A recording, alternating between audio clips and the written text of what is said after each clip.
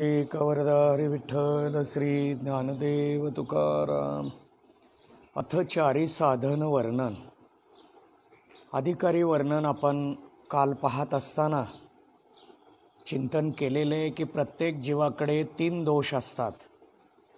या 3 दोषामध्ये मलदोष, विक्षेपदोष, आवरण दोष या 3 दोषाच्या निवृत्तीसाठी साधन सांगितलं. निष्काम कर्माने मलदोषाची निवृत्ती, निष्काम उपासनेमुळं विक्षेप दोषाची निवृत्ती आणि ज्ञानाने आवरणाची निवृत्ती. या ज्ञानाचा अधिकारी मांडत असताना मल आणि विक्षेप हे 2च दोष ज्याचे गेले, आवरण अज्ञान शिल्लक आहे आणि 4 साधनाने युक्त जो अधिकारी तो ज्ञानाचा अधिकारी सांगितला. आता हे 4 साधन कोणते त्याचा विचार मांडायला लागले. प्रथम विवेक विराग पुनी, समाधी षट संपत्ती कही, चतुर्थ मुमुक्षुता, ए चव साधन सती. ही 4 साधनं आपल्यासमोर मांडलेली आहेत. प्रथम विवेक म्हणजे पहिला विवेक आहे. दुसरा विराग, विराग म्हणजे वैराग्य. पहिला विवेक आहे, दुसरं वैराग्य, तिसरं शमाधी, शम आदी. शमाधी म्हणजे शम आदी. आदी शब्दाचा अर्थ इत्यादी. शम इत्यादी, इत्यादी म्हणजे कोण? षटसंपत्ती. षट म्हणजे 6. शम वगैरे ही सगळे 6 आहेत. कोणते कोणते आहेत? शम, दम, श्रद्धा, समाधान, उपरती आणि तितिक्षा. हे 6 लक्षणं यामध्ये आपल्याला स्वीकाराव्या लागतात. म्हणजे विवेक वैराग्यानंतर समाधी षट संपत्ती आणि चतुर्थ मुमुक्षुता. मुमुक्षुता स्वीकारावी लागते. ए चव साधन, ही 4 साधनं ज्याच्याकडं आहेत तो अधिकारी आहे. आता या 4 साधनाचं स्पष्टीकरण इथं यायला लागलेलं आहे. म्हणजेच आपल्याला हे तोंड पाठ झालं पाहिजे की 3 दोषातले 2 दोष नसले पाहिजेत आणि 4 साधनं ज्याच्याकडं आहेत तो अधिकारी आहे. 4 साधनांमध्ये पहिलं साधन विवेक. अविनाशी आत्म अचल, जगताते प्रतिकूल, ऐसो ज्ञान विवेक है, सब साधन को मूल. इथं विवेकाचं लक्षण मांडलं. विवेक, विवेक म्हणजे काय? विवेक कशाला म्हणतात? अविनाशी आत्म अचल. आत्म म्हणजे आत्मा. अविनाशी आत्मा अचल आहे. म्हणजे आत्मा अचल सुद्धा आहे आणि अविनाशी सुद्धा आहे. जग ताते प्रतिकूल, जग हे त्याच्याहून प्रतिकूल आहे. म्हणजे आत्मा अविनाशी असेल तर जग विनाशी आहे. आत्मा अचल असेल तर जग चल आहे, अस्थिर आहे. जग आणि आत्म्याचं विरुद्धतेनं लक्षण ऐसो ज्ञान विवेक आहे. असं जे ज्ञान आहे याला विवेक म्हणतात. आणि हा विवेक सब साधन को मूल, सगळ्या साधनाचं हे काय आहे? मूळ आहे, मूल आहे. ऐसो ज्ञान सब साधन को मूल, हे सगळ्या साधनाला काय आहे? मूळ आहे.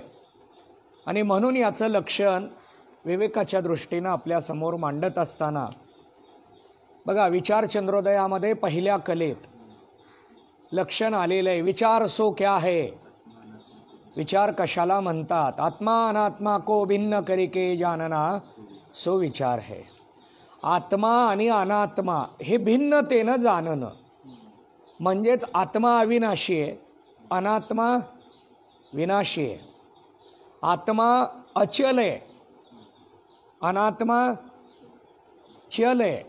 असं विरुद्धतेनं लक्षण जाणून घेणं याला काय म्हणतात? विवेक. सार असार, जड चेतन, सत्य असत्य या दृष्टीनं पृथक्कतेनं आपण जो विचार स्वीकारतो त्याला विवेक म्हटलं. आणि हा विवेक सब साधन को मूल, हे सगळ्या साधनाला काय आहे? मूळ आहे, मूल आहे. आत्मा अविनाशी कहिए नाशरहित है। आत्मा काय आहे? नाशरहित आहे। अविनाशी म्हणजे नाशरहित। मग नाश कशा कशाला आहे?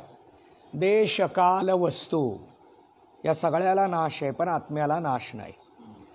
जगाला नाश आहे, देहाला नाश आहे, उपाधीला नाश आहे, मायेला नाश आहे, प्रकृतीला नाश आहे, या सगळ्या गोष्टी नाशिवंत आहेत, परंतु आत्मा अविनाशी आहे। और अचल कहिए क्रियारहित, तो क्रियारहित आहे।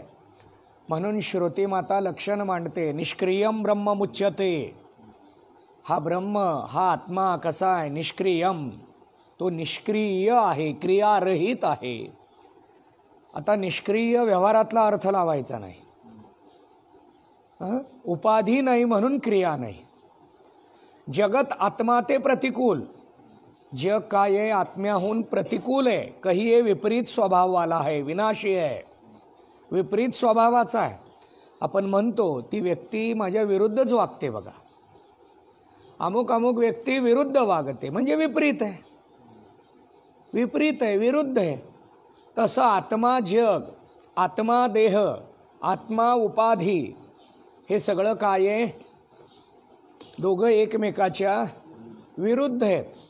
असं जे ज्ञान, या ज्ञान का नाम विवेक है। या ज्ञानाला काय म्हणतात? विवेक। यह विवेक ही सर्व साधन का मूल है। हा विवेक काय आहे? सर्व साधनांचं मूळ आहे। यह विवेक ही सर्व साधन का। आता आपल्याला सगळी साधनं प्राप्त व्हावी वाटत असेल तर पहिल्यांदा काय आलं पाहिजे? विवेक आला पाहिजे। म्हणून तुकोबाराय सांगतात, क्षणोक्षणी हाची करावा विचार, तरावया पार भवसिंधू। प्रत्येकानं काय करावं तर पहिल्यांदा विचार करावा, मग विचारानं जगणं हे परमार्थात असावं का संसारात सुद्धा? संसारात पण विचारानं जगणं असावं। म्हणजेच पारमार्थिक साधनांनाच फक्त विचार मूळ आहे असं नाही, संसाराला सुद्धा मूळ विचारच आहे। संसार जर सुरळीत चालायचा असेल, सरळ व्यवस्थित जायचं असेल तर विचार लागतो, विवेक लागतो। बघा, एखाद्या घरात जर भांडणं व्हायला लागली तर कुणीतरी म्हणतंच, थोडा तरी विचार करा हो, कशाला वाद करत राहता, थोडा तरी विचार करा। दररोज तोंड बघायचं असतं, थोडा तरी विचार करा। म्हणजेच संसारात विचार लागतो, यात नवल नाही, परमार्थात विचार लागतो। मग संतांनी आम्हाला फक्त परमार्थातच विचार करा असं सांगितलं नाही। परमार्थात तर विचाराची गरज आहे, पण संसारात सुद्धा विचाराची गरज आहे। परमार्थात तर आहेच, पण संसारात सुद्धा विचाराची गरज आहे। मग असा विचार, विचार विवेक म्हणजे नेमकं काय? सार असार हे पृथक्करण करता आलं पाहिजे। सार आत्मा आहे, असार जग आहे। सत्य असत्य, सत्य आत्मा आहे, जग असत आहे, देह असत आहे, उपाधी असत आहे, ब्रह्म सत्य, हे पृथक्करण जमलं पाहिजे। हे जी वृत्ती करते त्याला विवेक म्हणतात। चांगलं वाईट निवडण्याची वृत्ती आहे सगळ्याकडं, चांगलं काय आणि वाईट काय। फक्त चांगल्या वाईटामध्ये जर विकाराने प्रवेश केला की चांगलं चांगलं वाटत नाही आणि वाईट चांगलं वाटतं। बघा, पुन्हा सांगतो, चांगलं आणि वाईट कळतं सगळ्याला, पण हे दुसऱ्याला सांगताना चांगलं वाईट कळतं। आपल्या स्वतःच्या बाबतीमध्ये विचार करत असताना वाईट चांगलं वाटतं आपल्याला, वाईट वाईट वाटत नाही, आणि चांगलं चांगलं वाटत नाही, चांगलं वाईट वाटतं। आणि म्हणून आपला विवेक शून्य विचार चालू होतो आणि मग जगण्यामध्ये दुःखाशिवाय काही मिळत नाही। म्हणजे जगण्यामध्ये आपल्याला विचाराची, विवेकाची जर साथ मिळाली तर तो मनुष्य सुखी जीवन जगत आनंदावर आरूढ होतो। म्हणून महाराज काय सांगतात? विवेक ही सर्व साधन का मूल है। विवेकच सगळ्या साधनाचं मूळ आहे. मग काही जण म्हणतील हा विवेक कसा निर्माण होणार हो आमच्या मनात, आम्ही काही शाळा शिकली नाही, आम्ही काही पुस्तकं वाचली नाहीत, आम्ही काही ग्रंथ वाचले नाहीत, हा विवेक कसा निर्माण होईल. ज्ञानोबा हरिपाठामध्ये 3ऱ्या अभंगात सांगतात, काही करू नका, हरिपाठ करा, विचार निर्माण होईल. कोणता? सारासाराचा विचार, सारासार विचार हरिपाठ. त्रिगुण असार निर्गुण हे सार, सारासार विचार हरिपाठ. हरिपाठामध्ये 3ऱ्या अभंगात काय सांगितलं? हरिपाठाने विचार सारासाराचा निर्माण होईल. मग निर्माण झाल्यानंतर काय करा? करा उठाउठी, सारासार विचार करा उठाउठी, नाम धरा कंठी. निर्माण झाल्यानंतर उठाउठी, सतत अखंड प्रत्येक क्षणाला विचार करा, कारण सब साधन को मूल. हे सगळ्या साधनाचं काय आहे? मूळ आहे. जीवनामध्ये ज्याच्या विवेक आला त्याचं जीवन सुखी होतं. आमच्या जीवनात विवेक नाही असं नाही, दुसऱ्याला सांगण्यासाठी आहे.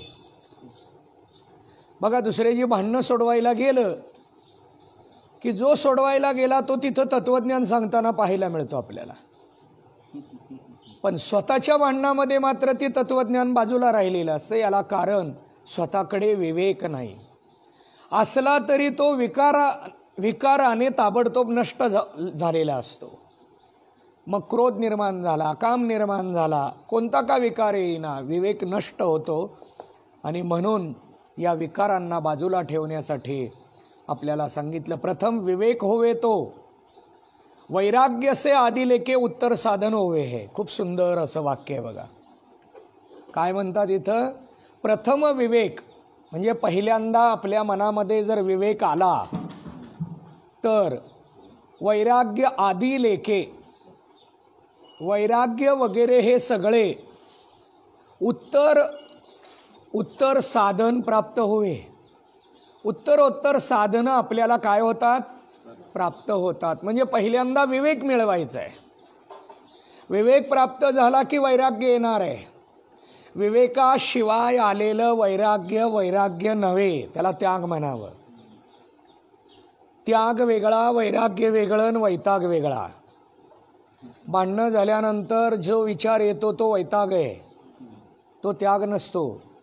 भांडण झालं की वाटतं जाऊ दे आता, घरात जायला नको, जाऊ दे आता बोलायला नको, जाऊ दे आता पुन्हा हे वाढवायला नको. संसारात, कुटुंबात आपण त्याग करायला लागतो लगेच. आणि कुटुंबात त्याग करायला सुरुवात झाली की लगे मनामध्ये येतं, आपण विचारसागर ऐकतोय त्यात वैराग्य सांगितलं, हे याय लागलं का आपल्याला? मुळीच नाही. वैराग्य या गोष्टी खूप कठीण आहे, खूप कठीण आहे. परवाच एक खूप जुना दृष्टांत आहे. पूर्वी मी ऐकला आहे, मी काही वेळा सांगितला आहे, पण अलीकडच्या काळात तो सांगितला नव्हता. पण समोर आला म्हणून थोडक्यात सांगतो लांबवण्यापेक्षा. लिंबाजी बुवा नावाचा एक गृहस्थ होता.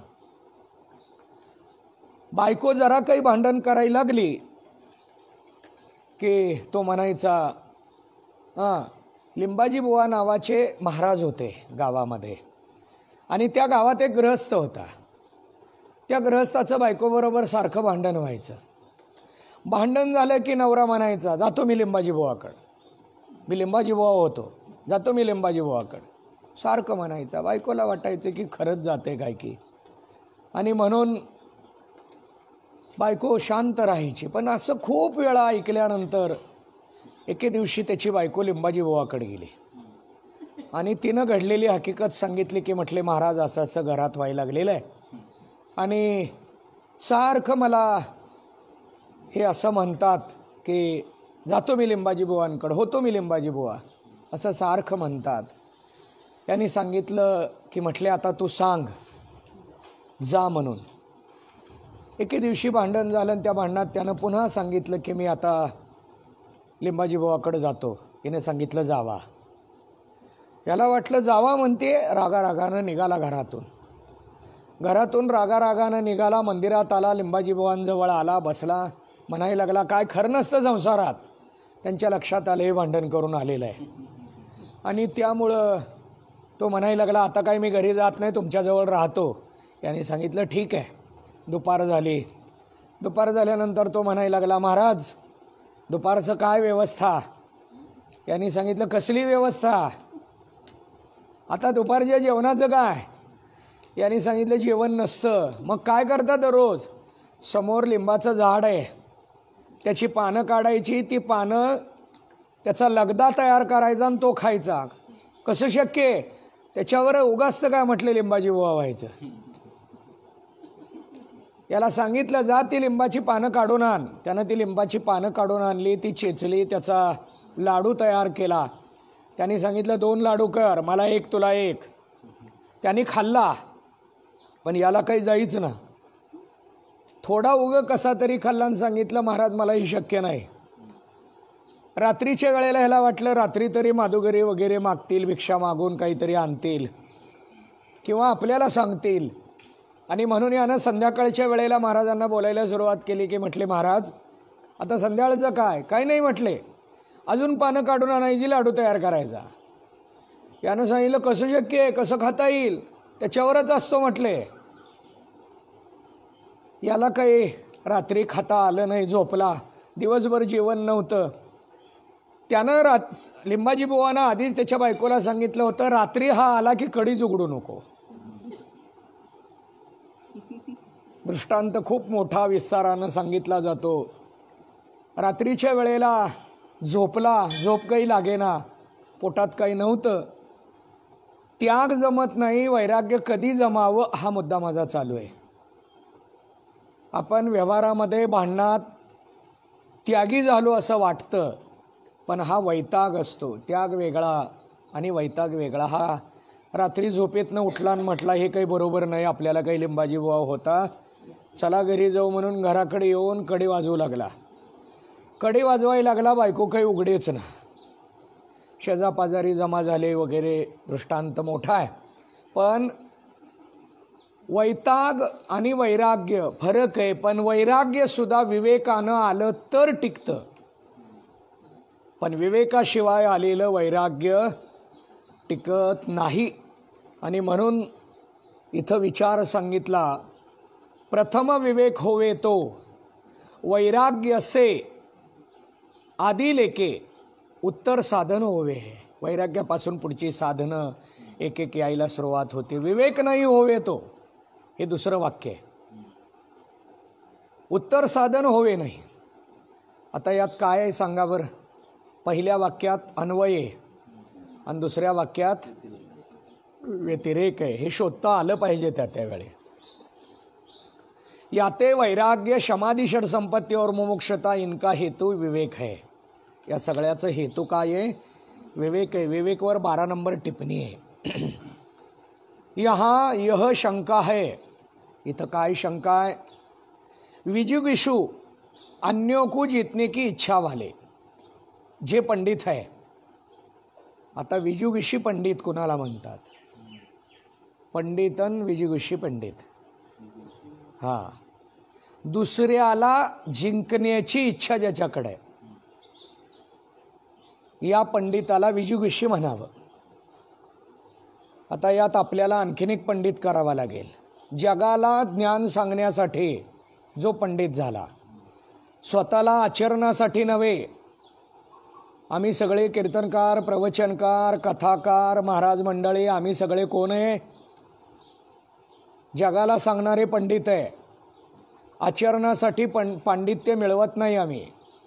आम्ही विचारसागर ऐकतो, विचार चंद्रोदय ऐकतो. काही जण ज्ञानेश्वरी गाथा ग्रंथाचा अभ्यास करतात आणि काय जगाला सांगावं. पण मूळ शास्त्र जगाला सांगण्यापेक्षा स्वतः आचरणात आणावं याच्यासाठी आहे. स्वतः आचरणात आणताना जगासमोर मांडलं तर ते थोडंसं कर्तव्याच्या विचारानं आपल्याला स्वीकारता येतं. आणि या पद्धतीनं विजुगिषु पंडित अन्य को जीतने की इच्छा वाला तिनको भी, त्याला सुद्धा आत्मा नित्य है और अनात्मा से भिन्न देहाआधी आत्मा से भिन्न, मी अनात्मा म्हटलं इथं बघा, आत्मा नित्य है और आत्मा से भिन्न देहादी प्रपंच रूप अनात्मा अनित्य है, विवेकाचं लक्षण मांडलं. आता याला तुम्ही अंडरलाईन करा किंवा कंस करा. कशाला? आत्मा नित्य आहे हे एक वाक्य आहे, आणि आत्म्याहून भिन्न जे जे आहे ते सगळंच देहादी प्रपंच सगळाच देह आदी. आता इथं देह आदी म्हणजे काय? देह संबंधी पसारा. विचार चंद्रोदयामध्ये पहिल्या कलेत प्रपंच शब्दाची व्याख्या आहे. प्रपंच शब्दाची किंवा तिसऱ्या कलेत पण आहे. आता प्रपंच म्हणजे काय? स्थूल देह, सूक्ष्म देह, कारण देह, जागृती, स्वप्न, सुषुप्ती, अन्नमय कोश, मनोमय कोश, प्राणमय कोश, मनोमय कोश, विज्ञानमय कोश, आनंदमय कोश, नाम रूप, या संघाला मिळून प्रपंच म्हटलंय. आता मी हे सगळं का म्हटलं तुमच्या लक्षात यावं, व्याख्या डोळ्यासमोर उभी राहावी. नाहीतर मी देहादी म्हणून पुढे जाऊ शकलो असतो. पण ही व्याख्या चंद्रोदयात आली आहे. प्रपंच सो क्या है, तिथं सगळे देह, स्थूल देह, सूक्ष्म देह, कारण देह, तीन अवस्था, पंचकोश, नामरूप, या सगळ्या संघाला प्रपंच म्हटलं. देहादी प्रपंच रूप अनात्मा, या सगळ्याला अनात्मा सुद्धा म्हणतात. कशासाठी? आत्माहून भिन्न आहे म्हणून अनआत्मा इति अनात्मा. अनात्मा अनित्य है. अनात्मा काय आहे? अनित्य है. इस आकारवाला अनात्मा कसा आहे? आकारवाला. भेदज्ञान रूप विवेक होवे है. भेदज्ञान काय आहे? या भेदज्ञानाला मांडणारं जे आहे त्याला विवेक म्हणतात. आता विवेक म्हणजे भेदज्ञान. इथं काय सांगितलंय बघा, भेदज्ञान रूप विवेक है. यात एक शंका, म्हणजे भेदज्ञानाला विवेक म्हणतात. मग परमार्थात येऊन विवेकानं भेदज्ञानच आहे. संसारात सहजच भेदज्ञान आहे ना, मग परमार्थात येऊन विवेक का मिळवायचा? पण संसारातलं भेदज्ञान वेगळं आणि हे विवेकाचं भेदज्ञान वेगळं आहे. संसारामध्ये अनात्मात भेदज्ञान आहे. स्थूल देह, सूक्ष्म देह या दोन्हीत भेद आहे. हे ज्ञान भेदज्ञानच आहे. हे ज्ञान काय आहे? भेदज्ञानच आहे. सूक्ष्म देह आणि कारण देह अभेदज्ञान आहे का भेदज्ञान आहे? भेदज्ञान आहे. जागृती स्वप्न भेदज्ञान आहे का अभेद? भेदज्ञान आहे. स्वप्न सुषुप्ती भेदज्ञान आहे. तू आणि मी भेदज्ञान आहे. मी आणि हा भेदज्ञान आहे. संसारामध्ये जे भेदज्ञान आहे हे अनात्मा पदार्थाचं आहे आणि परमार्थात विवेक रूपानं सांगितलं ते आत्मा आणि अनात्मा यांच्यात भेदज्ञान आहे. आत्मा संबंधानं विरुद्ध जे समोर उभा राहतं या भेदज्ञानाला विवेक म्हणतात. आता पुढं भेदज्ञान झालं, सार काय असार काय, सत्य काय असत्य काय हे यथार्थ कळलं की असार घालवावं लागत नाही. बघा पुन्हा सांगतो, सार आणि असार यथार्थ कळल्यानंतर असार घालवत बसावं लागत नाही. म्हणजेच विवेक आल्यानंतर वैराग्य मिळवावं लागत नाही, मिळतच असतं. पण तसं विवेक यावा लागतो. बघा याच्यासाठी ओवी मांडतो. या ओवीचा सगळाच आशय मला आत्ता मांडायचा नाही, पण त्यातलं एक लक्षण मांडायचं आहे. एथ एकची लीला तरले, जे सर्व भावे मज बजले. आता इथून पुढचा विचार मला इथं मांडायचा आहे. आईलीच थडी सरले मायाजाळ. बघा ओवी कशी आहे? आईलीच थडी म्हणजे अलीकडच्या तीरावर, अलीकडच्या तीरावर उभं राहून तरून गेलो. हे बोलणं योग्य आहे का? पलीकडं गेलोच नाही तर तरलो कसं? पलीकडं गेल्यानंतर तरलो असं म्हणायचं का आईलीच थडी? नदीच्या तीरावर गेलो, तिथूनच दर्शन घेतलं, माघारी आलो, सगळ्या नदीचा आनंद घेतला. बघा, नदी पार करून गेलो. हे बोलणं कसं आहे? बाकीची मंडळी म्हणतील काय खोटं बोलायला लागलं, आम्ही सगळे पलीकडं गेलो, हा पलीकडं आला नाही घाबरून आणि इथं सगळ्याला सांगायला लागला अलीकडं उभा राहून तरून गेलो, पैल तीराला गेलो असं सांगायला लागला. आईलीच थडी सरले मायाजाळ. या वाक्यात काय लक्षण आहे? हे मायाजाळ पलीकडं जाण्यासाठी पलीकडचा तीरच नाही मायेला. मायेला पलीकडचा तीरच नाही.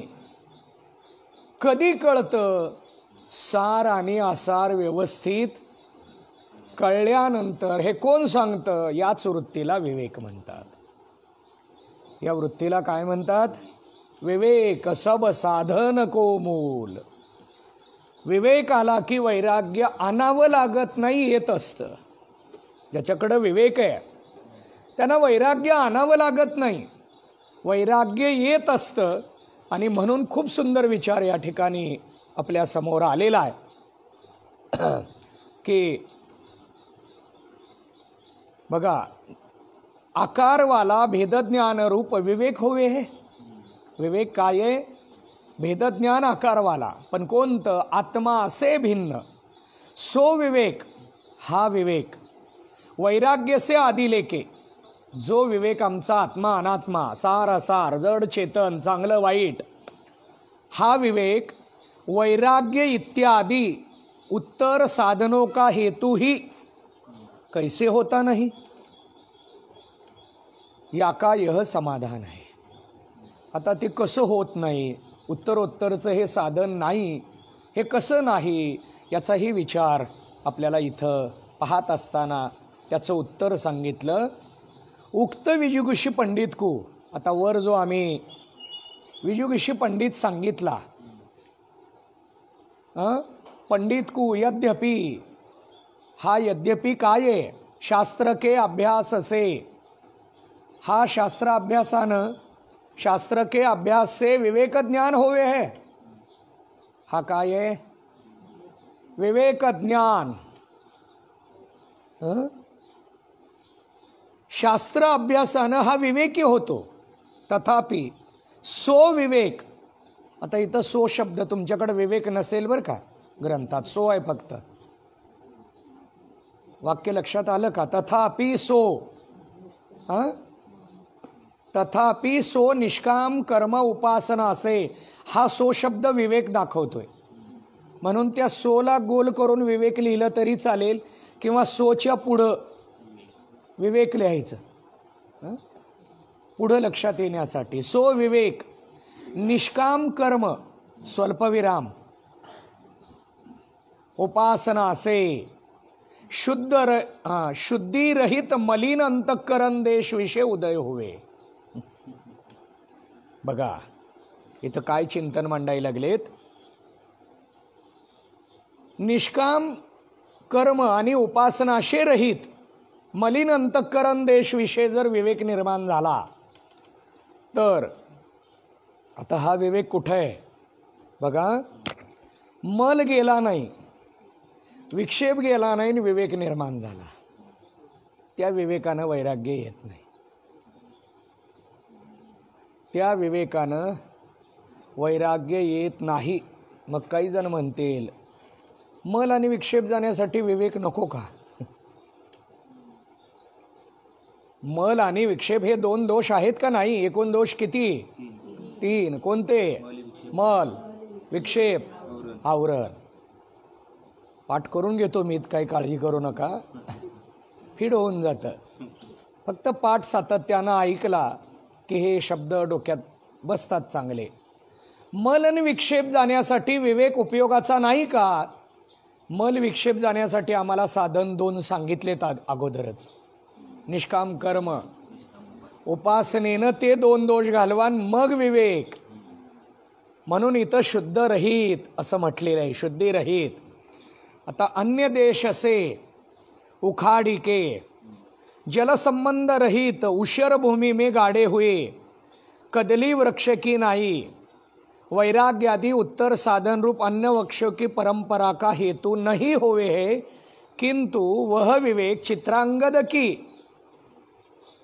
न्यायी और चित्रामृत की न्यायी और चित्राग्नि की न्यायी वाणी मात्र का किया होने ते अविवेकी ही है.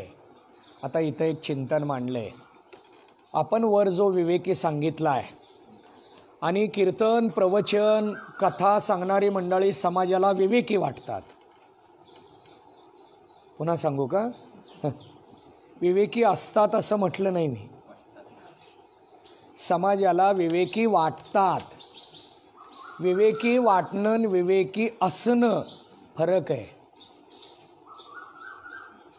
आपल्या समोर एखादी गोष्ट घडत नाही तोपर्यंत आपण विवेकी असतो. एकादशीला इतर पदार्थ समोर आले नाहीत म्हणून एकादशी नीट घडली आणि एकादशीला दुसरे पदार्थ आले की काही जण म्हणतील आम्ही बघत पण नाही. पण डोळे तिकडं गेले आणि सांगितलं आज एकादशी हो, भजे कशाला आणलेत, मोडली एकादशी. फक्त फराळाचं खाणं म्हणजे एकादशी नव्हे, मनाने इतर विषयाला स्पर्श न करणं ही एकादशी आहे. पण आमचं मन एक देश राहतं का? राहत नाही. म्हणजेच विषय समोर येत नाही तोपर्यंत वैराग्य असतं. विषय जर समोर आला की आमचं वैराग्य गेलं. लिंबाची बुवा झालो आपण. आपलं वैराग्य गेलं. विषय समोर आला की वैराग्य गेलं. आता याच्यावर दृष्टांत खूप आहेत, वेळ संपलेली आहे आपली. आपल्याला हे चिंतन महत्त्वाचं आहे, त्यामुळे हे चिंतन आपण उद्याच्या पाठाला घेऊ. पुंडलिक वरदा हरी विठ्ठल श्री ज्ञानदेव तुकाराम.